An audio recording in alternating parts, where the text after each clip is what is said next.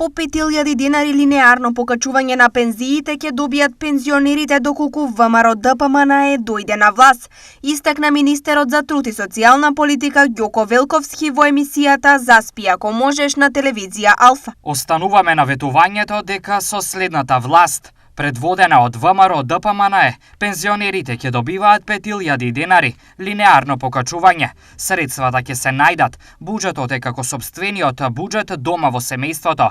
Ако треба за нешто да се додаде допринос, да се интервенира. Во тој случај си правиш добар план, заштедуваш и ги насочуваш парите таму каде што треба.